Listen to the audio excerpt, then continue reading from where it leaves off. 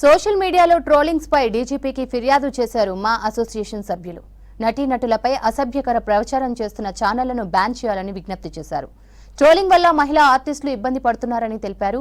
డబ్బు సంపాదన కోసం కనీస బాధ్యత లేకుండా నీచంగా ప్రవర్తిస్తున్నారన్నారు. ఇప్పటికే 25 ఛానళ్లను నిషేధించారని, సైబర్ పోలీసులు దీనిపై స్పెషల్ ఫోకస్ చేశారని చెప్పారు. ఇక మీదట అసభ్యకర ట్రోలింగ్స్ ను సహించబోమని, పోలీస్ శాఖతో పాటు సినిమా ఇండస్ట్రీని సమన్వయం చేసుకుంటూ చర్యలు తీసుకునేలా ముందుకెళ్తామని చెప్పారు.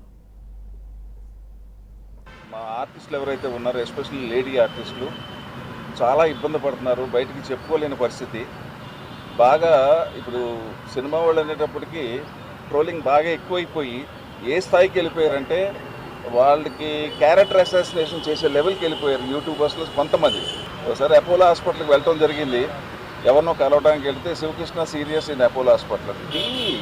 ఇది పైశాచికత్వం. ఇది డబ్బులు సంపాదించడం కోసం ఇతరులని, అందులో ఎస్పెషల్లీ లేడీ ఆర్టిస్టులని అది ఒక పబ్లిక్ ప్రాపర్టీ లాగా చేయటం అనేది చాలా చాలా దుర్మార్గం.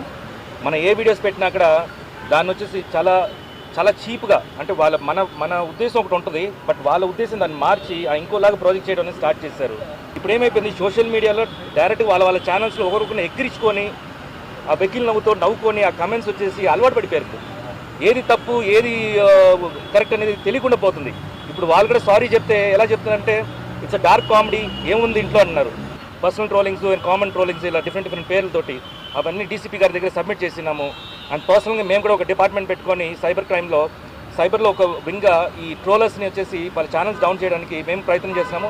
ఆల్రెడీ మేము డీజీపీ గారికి వినతి పత్రం ఇచ్చాం. అలాగే శివబాలాజీ గారు చెప్పినట్టు కోఆర్డినేషన్ కమిటీ కూడా త్వరలో వేయబోతున్నారు. It will be very strict. మా ఆర్టిస్టులకు కూడా మేము రిక్వెస్ట్ చేస్తున్నాం, నో డోంట్ డూ దట్. శృతి మించి వెళ్ళిపోకండి. అది అందరూ ఎంటర్టైన్ అయ్యే విధంగా, మనం ఎంటర్టైన్ అయ్యే విధంగా పక్కన వాళ్ళని ఇబ్బంది